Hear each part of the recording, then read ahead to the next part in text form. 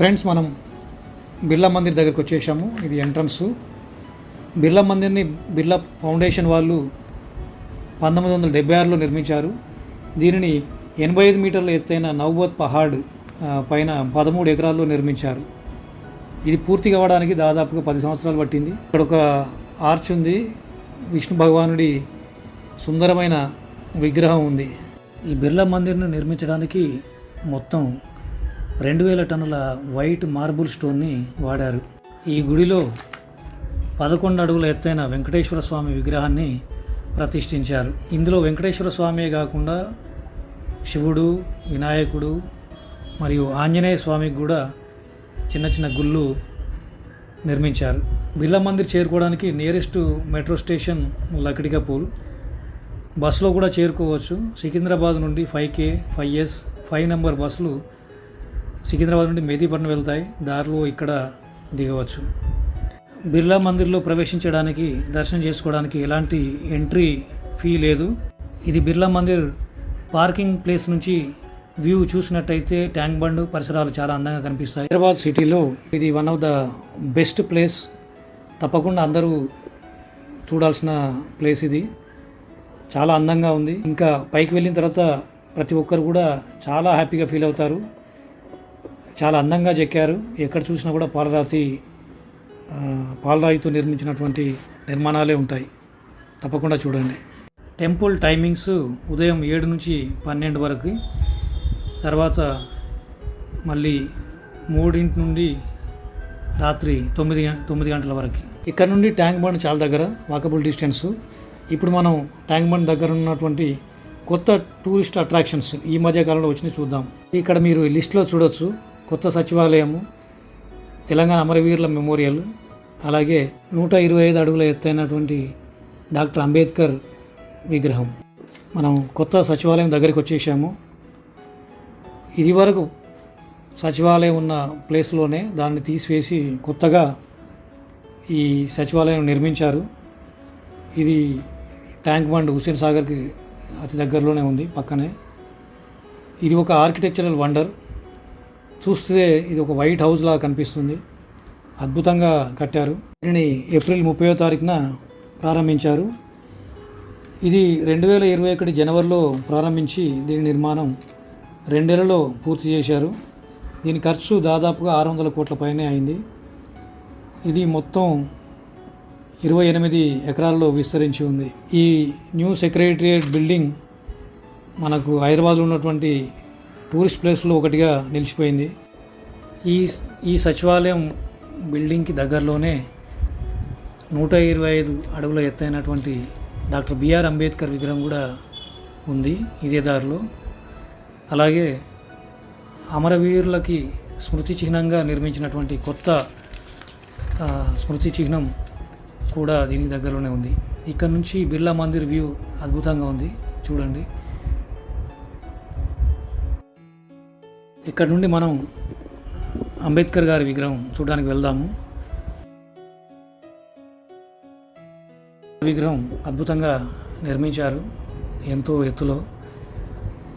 ఇది కూడా మనకు హైదరాబాద్కి one of the best tourist అట్రాక్షన్గా మిగిలిపోయింది. ఇప్పుడు మనం తెలంగాణ అమరవీరుల స్మృతి చిహ్నం చూడడానికి వెళ్దాము. ఈ స్మృతి చిహ్నం అద్భుతమైన డిజైన్లో చేశారు. మనకు ప్రమిద పైన వెలుగుతున్న జ్యోతి ఆకారంలో దీన్ని నిర్మించారు. ఈ ప్రమిదని ఆకారాన్ని మొత్తం స్టీల్తో, కంప్లీట్ స్టీల్తో తయారు చేశారు. ఎక్కడ అతుకులు కానీ ఎక్కడ ఏమీ కనిపించవు. అద్భుతంగా నిర్మించారు. దీనికోసం 300 టన్నుల స్టెయిన్లెస్ స్టీల్ వాడారు. ఈ స్మృతి చిహ్నాన్ని లుంబిని పార్క్ సమీపంలో 3 ఎకరాల్లో 44 మీటర్ల ఎత్తుగా నిర్మించారు. దీనిలో మొత్తం 6 అంతస్తులు ఉన్నాయి. ఈ 6 అంతస్తుల్ని స్టీల్ ప్రమిద ఆకారంలో తయారు చేశారు. దీని లోపల ఒక మ్యూజియం, లైబ్రరీ మరియు హాల్ మొదలైనవి నిర్మించారు. నిర్మాణం చివరి దశలో ఉంది. పూర్తయిన తర్వాత ప్రజలకి సందర్శనకి అనుమతిస్తారు. ఇవే కాకుండా ట్యాంక్ బండ్ చుట్టుపక్కల చాలా సందర్శనీయ స్థలాలు ఉన్నాయి. Lumbini park, NTR gardens, snow world, Jalavihar water park, Birla planetarium, Indira park మరియు సంజీవయ్య పార్క్. ఇవన్నీ ఒక రోజులో చూడలేము. కాకపోతే కొన్ని సెలెక్ట్ చేసుకొని వీకెండ్స్లో సందర్శించవచ్చు. ఇప్పుడు మనం ట్యాంక్ బండ్ పైకి వెళ్దాము. Tank bund Hussain Sagar lake పైన 1568లో నిర్మించారు. ఇది హైదరాబాద్ సిటీని, సికింద్రాబాద్ సిటీని కలుపుతూ నిర్మించారు. మొదట తాగునీటి అవసరాల కోసం కట్టారు. లేక్ చుట్టూ నెక్లెస్ రోడ్డు ఉంది. దీని లోపల జీబ్రాల్టర్ రాక్పై బుద్ధ విగ్రహాన్ని ప్రతిష్ఠించారు. ఇది 175 అడుగుల ఎత్తు, 350 టన్నుల బరువు ఉంటుంది. ఇది ఎంతో అందంగా చెక్కారు. హుస్సేన్ సాగర్కి ఇది కూడా ఒక అలంకారంగా ఉంది. ఎంతోమంది పర్యాటకులు ప్రతిరోజు ట్యాంక్ బండ్ని సందర్శిస్తూ ఉంటారు. ఈ హుస్సేన్ సాగర్లో బోటింగ్ చేస్తూ ఉంటారు. లుంబిని పార్క్ సందర్శించిన తర్వాత బోటింగ్ ఫెసిలిటీ ఉంది. ప్రతి సంవత్సరం గణేష్ ఉత్సవాలు కూడా పెద్ద ఎత్తున జరుగుతాయి. మనందరికీ తెలుసు ట్యాంక్ బండ్ విగ్రహాలకు ప్రసిద్ధి అని. ఎన్టీఆర్ గారు ముఖ్యమంత్రిగా ఉన్నప్పుడు ఇక్కడ ఎన్నో విగ్రహాలను ప్రతిష్ఠింపజేశారు ట్యాంక్ బండ్ పైన. ఇది ఒక ఆకర్షణగా నిలిచిపోయింది. ఈ విగ్రహాలను మనం ఒకదాని తర్వాత ఒకటి సందర్శించుకుందాం, వాటి వివరాలు తెలుసుకుందాం. మొదటగా వచ్చేది శాలివాహనుడు. ఈయనని గౌతమిపుత్ర శాతకర్ణి అని కూడా అంటారు. మొత్తం దక్షిణ ప్రాంతాన్ని పరిపాలించాడు 1 నుంచి 2వ శతాబ్దం ప్రాంతంలో. ఇతను ఎన్నో సామ్రాజ్యాలను జయించి పెద్ద శాతవాహన సామ్రాజ్యాన్ని స్థాపించాడు. తర్వాత నన్నయ్య గారు, నన్నయ్య మహాకవి, ఆదికవి అని కూడా అంటారు. ఈయన ఆంధ్ర మహాభారతాన్ని తెలుగులోకి అనువదించాడు. రాజరాజ నరేంద్రుని కొలువులో పనిచేశారు. ఇతను తిక్కన సోమయాజి. ఈయన నన్నయ్య తర్వాత కవిత్రయంలో 2వ వాడు. 13వ శతాబ్దంలో కాకతీయ సామ్రాజ్యంలో ఉన్నారు. మహాభారతాన్ని అనువదించారు తెలుగులోకి. తర్వాత ఎర్రాప్రగడ. ఈయన నన్నయ్య తిక్కన తర్వాత ఆంధ్ర మహాభారతాన్ని తెలుగులోకి అనువదించిన కవిత్రయంలోని 3వ వాడు. 13వ శతాబ్దంలో ఉన్నారు. తర్వాత అన్నమయ్య. మనకందరికీ తెలుసు అన్నమయ్య వెంకటేశ్వర స్వామి భక్తుడు. ఎన్నో అన్నమయ్య పదాలను, కీర్తనలను రాశాడు. ట్యాంక్ బండ్లో విగ్రహాలే కాకుండా ఇలాంటి విడిగా ఉండడానికి మంచి షెల్టర్ కూడా నిర్మించారు. గార్డెనింగ్ అయితే అద్భుతం, అందరూ చూసి తీరాల్సిందే. తర్వాత పోతన మహత్యుడు బొమ్మర ఊళ్ళో జన్మించాడు. ఈయన ఆంధ్ర భాగవతాన్ని రచించాడు. ఇక్కడ మొబైల్ టాయిలెట్లు కూడా అందుబాటులో ఉన్నాయి. ఇక్కడికి వచ్చిన సందర్శకులు వాడుకోవచ్చు. తర్వాత వచ్చే కవి వేమన కవి. మనకందరికీ తెలుసు వేమన పద్యాలు ఎన్నో నేర్చుకోవడానికి నీతి పద్యాలు వేమన గారు రాశారు. తర్వాత సిద్ధేంద్ర యోగి. ఈయన 14వ శతాబ్దంలో చెందిన నృత్య కళాకారుడు. కూచిపూడి నృత్యాన్ని ఎంతో ప్రాచుర్యం చేశారు. ట్యాంక్ బండ్పై గార్డెనింగ్ చాలా బాగా మెయింటైన్ చేస్తున్నారు. అద్భుతంగా చెట్లను పెంచారు. ఇక్కడ నుంచి ఇంకా ముందుకెళ్తే తానిషా విగ్రహం వస్తుంది. ఎదురుగా కనిపించేది మనకు బుద్ధుడికి సంబంధించిన ఒక నిర్మాణం. దాని అవతల మనకు హుస్సేన్ సాగర్ జలాశయం కనిపిస్తుంది. ఇక్కడ ఎన్నో పావురాలు కనిపిస్తున్నాయి. వీటికి ఆహారం అందిస్తున్నారు. ఇంకా ముందుకు వెళ్ళినట్టయితే మనకి తానిషా విగ్రహం కనిపిస్తుంది.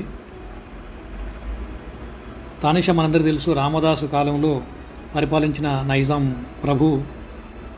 ఈయనను ఔరంగజేబు ఓడించి ఖైదు చేశారు. తర్వాత 1699లో ఆయన మరణించడం జరిగింది. ఈమె కవయిత్రి మొల్ల. మనందరికీ తెలుసు మొల్ల రామాయణం. అద్భుతమైన కవయిత్రి. 16వ శతాబ్దానికి చెందినటువంటి రచయిత్రి. ఈమె శ్రీకృష్ణదేవరాయలు కాలానికి సమకాలీనురాలు. ఇది బుద్ధుడికి సంబంధించిన హిస్టరీ బోర్డు. ఈ గార్డెనింగ్ మాత్రం చూడండి ఎంత బాగుందో. ఎంత ఎండలో వచ్చినా సరే మధ్యాహ్నం టైంలో కూడా ఇక్కడ చాలా చల్లగా ఉంది చెట్ల కింద. ఫ్యామిలీస్ తోటి రావచ్చు. ఇక్కడ ఈవినింగ్ టైమ్స్లో చాలా ఎంజాయ్ చేయవచ్చు, చల్లగా ఉంటుంది. నెక్స్ట్ మనకు వచ్చే విగ్రహము బ్రహ్మనాయుడు. మనందరికీ తెలుసు పల్నాటి యుద్ధం. సో బ్రహ్మనాయుడు పల్నాటికి మంత్రిగా చేశారు 12వ శతాబ్దంలో. కులమతాలకు అతీతంగా చాపకూడు సిద్ధాంతాన్ని ప్రవేశపెట్టాడు. సో గొప్ప పరిపాలన దక్షుడు. తర్వాత వచ్చే విగ్రహం వీర బ్రహ్మేంద్ర స్వామిది. ఈయన కడపలో నివసించారు. భవిష్యత్తు గురించిన కాలజ్ఞానం రచించారు. బ్రహ్మేంద్ర స్వామి చరిత్ర సినిమా కూడా మనకు అందరికీ తెలిసిందే. తర్వాత క్షేత్రయ్య గారు. ఈయన 17వ శతాబ్దానికి చెందిన కవి. 4000 పదాలు, కీర్తనలు రచించారు. ఈయన కూచిపూడి, భరతనాట్యంలో ఎంతో ప్రాచుర్యం పొందాయి ఈయన కీర్తనలన్నీ కూడా. తర్వాత శ్రీకృష్ణదేవరాయలు మనందరికీ తెలిసిన ఇష్టమైన రాజు. ఈయన 16వ శతాబ్దంలో విజయనగరాన్ని పరిపాలించాడు. ఈయన దగ్గర అష్టదిగ్గజాలనే కవులు ఉన్నారు, మనందరికీ తెలుసు. తెనాలి రామకృష్ణుడు కూడా ఒక కవి. ఈయన కూడా సొంతంగా అముక్తమాల్యద అనే గ్రంథాన్ని కూడా రాశారు. తెలుగు అంటే ఆయనకు ఎంతో ఇష్టం. తర్వాత వచ్చే విగ్రహము రామదాసు. భక్త రామదాసు కంచెల్ల గోపన్న అని అసలు పేరు. ఆయన తానిషా కింద పనిచేశారు. ఈయనే మనకు భద్రాచలం నిర్మాణం చేశారు. తర్వాత ఖైదు చేయబడి గోల్కొండ కోటలో చివరి దశ గడిపారు. తర్వాత ఈయన త్యాగయ్య 18వ శతాబ్దంలోని కవి. రాముడి మీద ఎన్నో కృతులు రాశారు. ఈయన కర్ణాటక సంగీతాన్ని ప్రాచుర్యం చేశారు చాలా.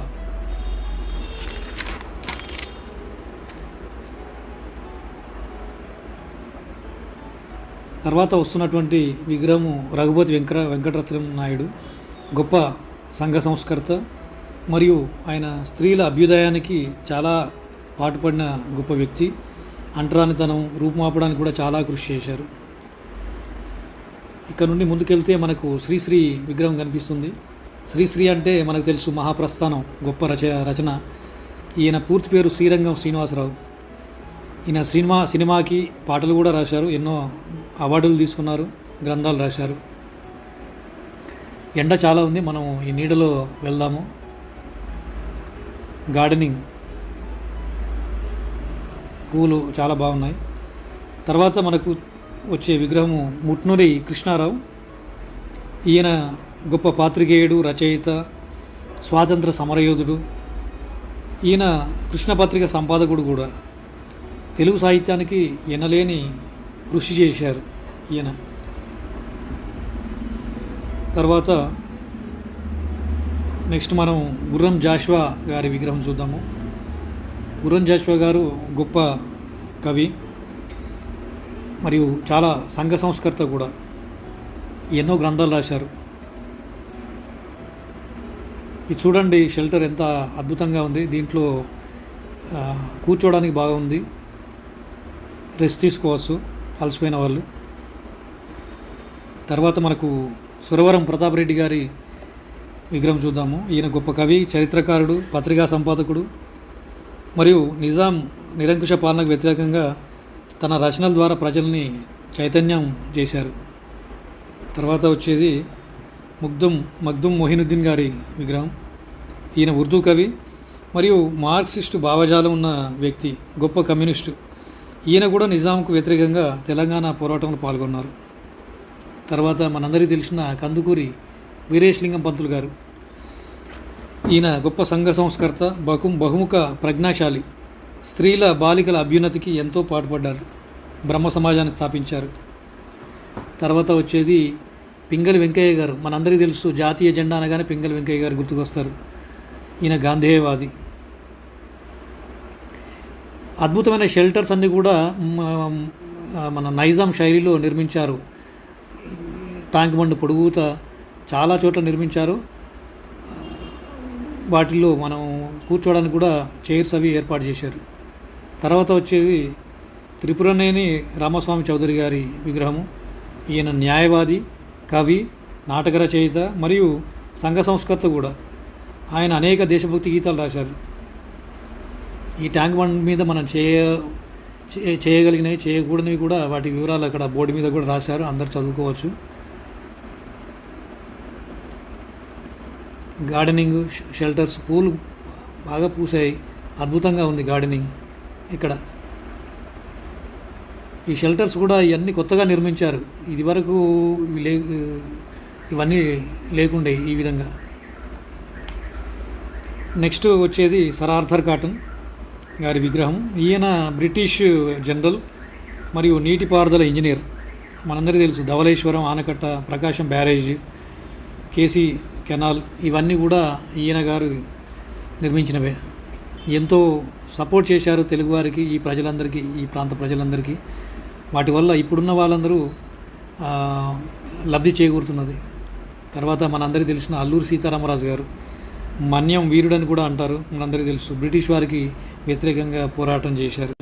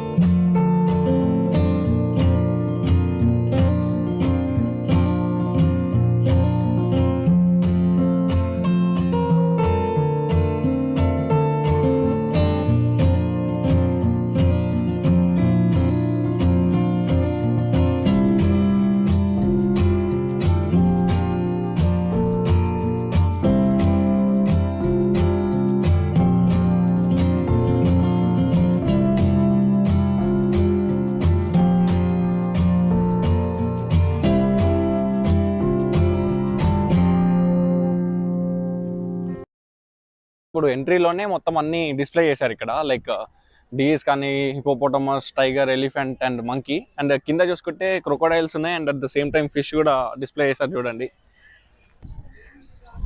సో ఇక్కడ చూసుకుంటే మన ఎంట్రీ దగ్గరలోనే రూట్ మ్యాప్ ఉంది. సో ఇక్కడ వచ్చేసి నెంబర్స్ ఉన్నాయి అండ్ ఎంట్రీ ఇక్కడ నుంచి మనం ఇక్కడ నుంచి ఎక్కడికి వెళ్ళాలి ఏంటి అనేది ఇన్ డీటెయిల్గా ఇక్కడ మెన్షన్ చేశారు. సో మీరు వచ్చాక ఇది ఫోటో తీసుకోండి, సో దట్ ఏది మిస్ అవ్వకుండా అన్ని కవర్ చేయడానికి ఛాన్స్ ఉంటుంది. సో పదండి. ఇక్కడ మనకి గాలాపాగోస్ జెయింట్ టాటాయిస్ అనే ఒక జాతికి చెందిన టాటాయిస్ జూ ప్రారంభమైన 1963 నుంచి ఇక్కడే ఉంటుంది. దీనితో పాటుగా ఇంకో టాటాయిస్ దాదాపుగా 125 సంవత్సరాలు బతికి మొన్న రీసెంట్గా మార్చ్ 2024లో చనిపోయింది. ఇప్పుడు మనం చూస్తున్న ఇంకో టాటాయిస్ ఒక ఏజ్ వచ్చేసి దాదాపుగా 95 సంవత్సరాలు ఉంటుంది. వీటి యొక్క ఏజ్ అండ్ పరిమాణం వల్ల జూలో one of the main attraction లా ఉంటాయని కూడా చెప్పొచ్చు. పదండి ఇంకాస్త ముందుకెళ్ళి చూద్దాం. ఇక్కడ చూసుకుంటే మనం ఈ వైట్ టైగర్ ని ఇంత క్లోజ్ గా చూడొచ్చు. అన్నా వాకింగ్ స్టైల్ మార్చరాదే, పోరీలు ఉన్నారు.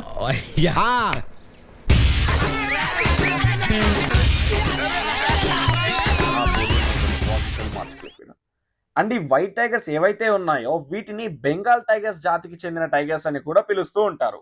వీటిలో కొన్ని చేంజెస్ వల్ల ఇలా తెల్లటి రంగులో మారుతూ ఉంటాయి. నిజానికి చూడటానికి చాలా బాగుంటుంది కూడా. ఒక్కసారి ఈ స్క్విరల్ మంకీ మావగాన్ని గమనించండి, అస్సలు ఆగట్లేదు, ఒక్క కాడైతే అస్సలు ఉండట్లేదు. ఒక్కసారి ఇటు చూడండి, టాటాయిస్ అన్ని ఎంత క్యూట్గా ఉన్నాయో కదా. అండ్ అన్నిటికన్నా మన మావగాడు బాగా హైలైట్ అవుతున్నాడు, కెమెరాకి తెగ ఫోజులు ఇస్తున్నాడు.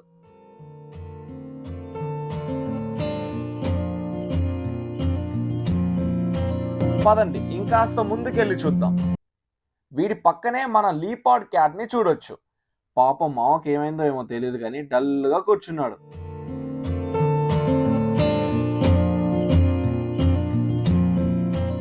ఈ లీపార్డ్ చూసుకుంటే 28 నుంచి 90 కేజెస్ వరకు ఉంటాయంట. అండ్ దాదాపుగా 10 to 20 years వరకే బతుకుతాయి. కొంతమంది వీటిని రెచ్చగొడుతున్నారు కూడా. చిన్నపిల్లలంటే సరే పర్లేదు, కానీ పెద్దవాళ్ళు కూడా అలా బిహేవ్ చేయడం కరెక్ట్ కాదు. Please don't do that. And దానివల్ల వాళ్ళ ఒక మెంటల్ హెల్త్ కూడా డిస్టర్బ్ అవుతూ ఉంటుంది. అండ్ అలా ఇంకాస్త ముందుకెళ్తే దారిలో ఈ బగీస్ కనిపించాయి.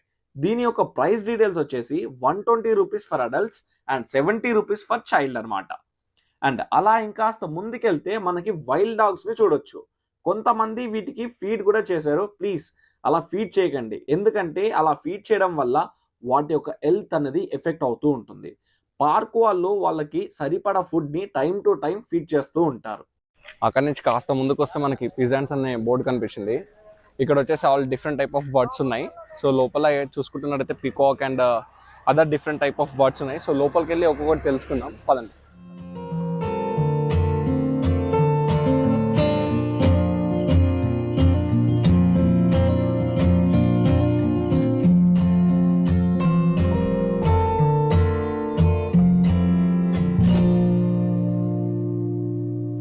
అండ్ అక్కడ నుంచి ఇంకాస్త ముందుకెళ్తే group of ostriches and group of deers ని చూడొచ్చు.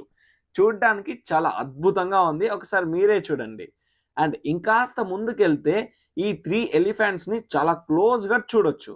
అండ్ ఈ 3 ఎలిఫెంట్స్ కి పేరు కూడా పెట్టారు, వనజ, ఆశ అండ్ సీత. వీటిని దాదాపుగా 10 ఎకరాల్లో స్వేచ్ఛగా ఉండేలా పెంచుతున్నారు. అండ్ వీటి కోసం water pools and natural green vegetation కూడా ప్రొవైడ్ చేస్తున్నారు. ఇక్కడ చూసుకుంటే మనకి ఫుడ్ కోర్ట్స్ కూడా ఉన్నాయి.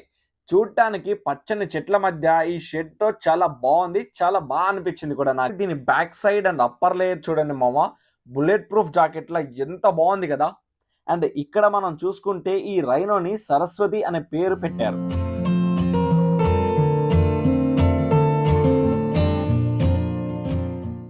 అండ్ ఈ రైనో పక్కనే వాటర్లో ఫ్రెష్ అవ్వడానికి వెళ్తున్న నీటి సింహాలను కూడా చూడొచ్చు. ఇవి చూడటానికి చాలా బలుగ్గా ఉన్నట్టుగా ఉన్నాయి కదా, కానీ దాదాపుగా 60 km/h స్పీడ్తో పరిగెత్తగలవు మావా.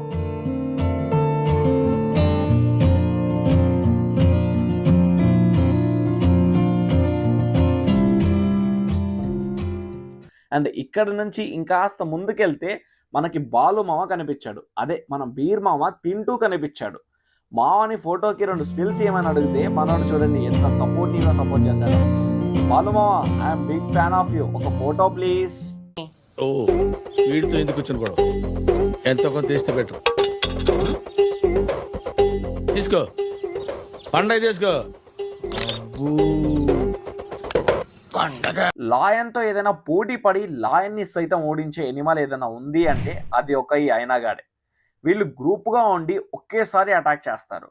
చూడండి అటు ఇటు ఎలా పరిగెడుతున్నాడో. అండ్ ఇవి ఎలాంటి అట్మాస్ఫియర్ లో ఉన్నా హ్యాపీగా జీవించగలవు. అండ్ పదండి ఇప్పుడు ఇంకాస్త ముందుకెళ్ళి రిప్టైల్స్ ప్లేస్ లోకి వెళ్దాం. అదే అండి పాములు, ఉడుములు, ఉసరవెల్లి ఇలా ఉండే ప్లేస్కి.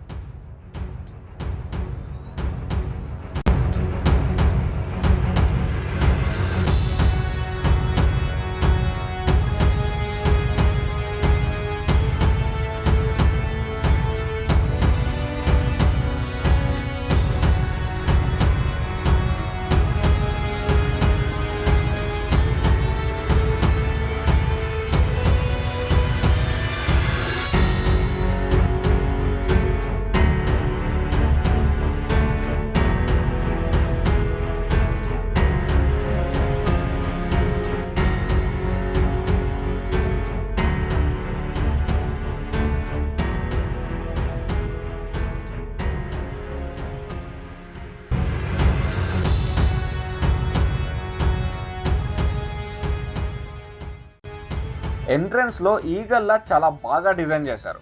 ఇక్కడ మనం parrots, white Dove, pigeons and sparrows ఇలాంటివి చాలా వాటిని చూడొచ్చు. అండ్ సమ్మర్ కావడంతో హీట్ ని కంట్రోల్ చేసే విధంగా వాటర్ డ్రాప్లెట్స్ స్ప్రింకిల్ అయ్యేలా చేస్తున్నారు. దిస్ వాజ్ గుడ్ ఇన్నోవేషన్ అనే చెప్పాలి. అండ్ దీనికి దగ్గరలోనే మనకి హిమాలయన్ గ్రిఫన్ ని కూడా చూడొచ్చు. ఇవి higher regions like 1200 to 5500 meters regions లోనే ఎక్కువగా జీవించడానికి ఇష్టపడుతూ ఉంటాయి మామ. అండ్ దీనికి కాస్త ముందుకెళ్తే జిరాఫీని కూడా చూడొచ్చు మనం. అండ్ ఈ జిరాఫీ పేరు వచ్చేసి సన్నీ అని పెట్టారు. మోస్ట్లీ హిప్పోపోటమస్ అండ్ రైనోసర్స్ తో కలిసి ఉండటానికి ఇష్టపడుతూ ఉంటాయి, కానీ ఇక్కడ ఎందుకో సపరేట్ గా ఉంచారు. ఇప్పుడు మనం బెంగాల్ టైగర్ మామ దగ్గరికి వెళ్ళిపోదాం పదండి.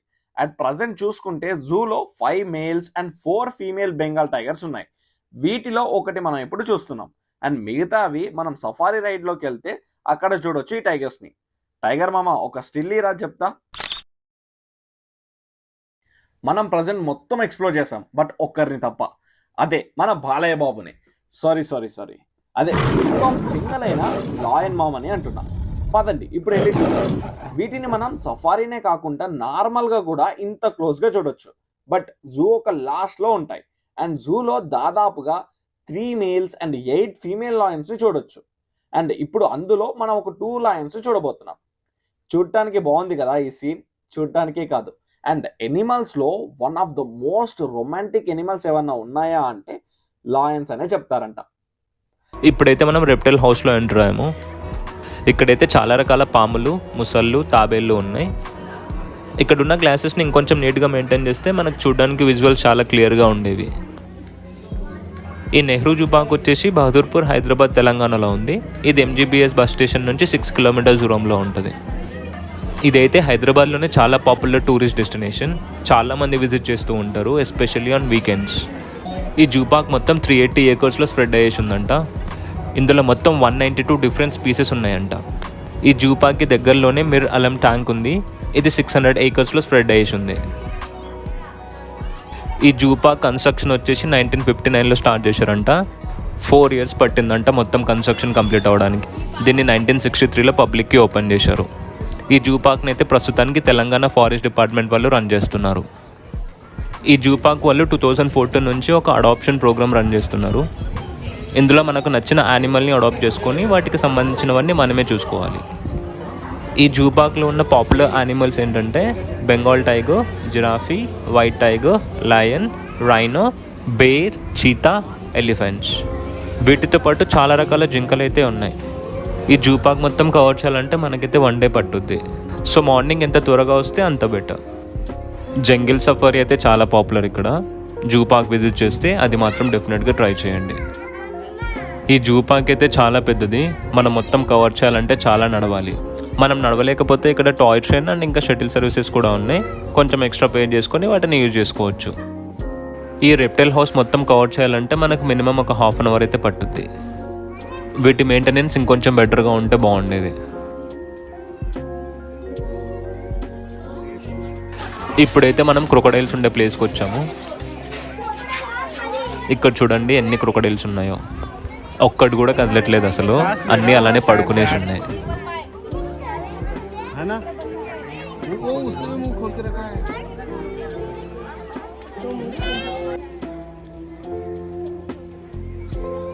ఇక్కడైతే చాలా మంది పిల్లలతో పాటు వచ్చారు అండ్ ఇంటి నుంచి భోజనాలు కూడా తెచ్చుకున్నారు. ఇంకా ఇక్కడ చెట్లు కూడా చాలా ఉన్నాయి. మనకు నచ్చిన దగ్గర ఆగేసి మంచిగా భోజనం చేసుకొని సరదాగా కాసేపు టైం స్పెండ్ చేయొచ్చు. పిక్నిక్ లాగా ఉంది ఇక్కడైతే. అవుట్ సైడ్ ఫుడ్ని అయితే అలో చేస్తున్నారు, రిస్ట్రిక్షన్స్ అయితే ఏమీ లేవు. ఇన్ కేస్ మనం ఫుడ్ తెచ్చుకోకపోయినా లోపల ఫుడ్ కౌంటర్స్ ఉన్నాయి. తాగడానికి మినరల్ వాటర్ అయితే ఫ్రీగానే ప్రొవైడ్ చేస్తున్నారు ఇక్కడ. మనమైతే ఇప్పుడు ఫాసిల్ పార్క్లో ఉన్నాము. దీనికి సపరేట్గా ఎంట్రీ టికెట్ అయితే ఏం లేదు. ఇక్కడ ఈ డిస్ప్లేలో ఉన్నవన్నీ యానిమల్ ఫాసిల్స్ అంట.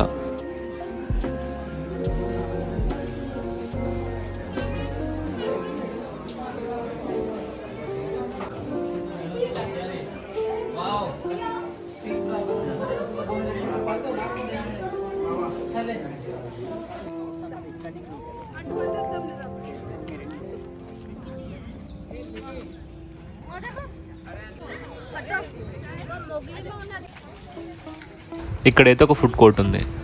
ఈ జూ పార్క్ మొత్తంలో సైన్ బోర్డ్స్ చాలా ప్రాపర్గా పెట్టారు. కొత్త వాళ్ళకైతే చాలా బాగా హెల్ప్ అవుతాయి. ఈ సైన్స్ని ఫాలో చేసుకుంటూ జూ పార్క్ మొత్తాన్ని కవర్ చేసుకోవచ్చు.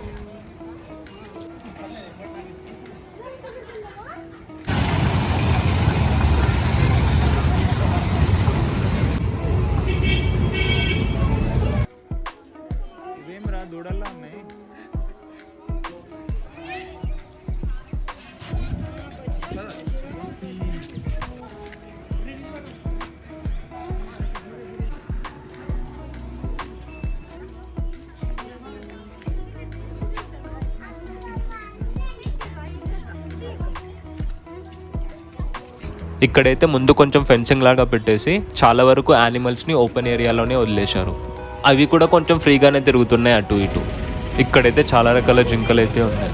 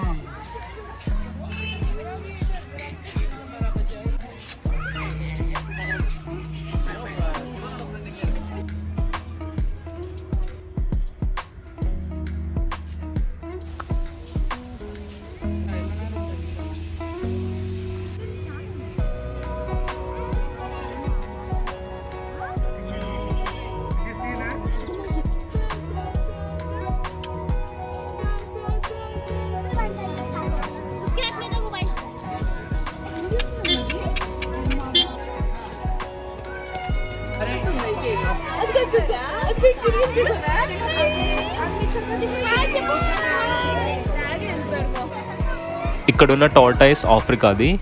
ఆఫ్రికా ప్రెసిడెంట్ దీన్ని ఇండియా ప్రెసిడెంట్కి గిఫ్ట్గా ఇచ్చారు.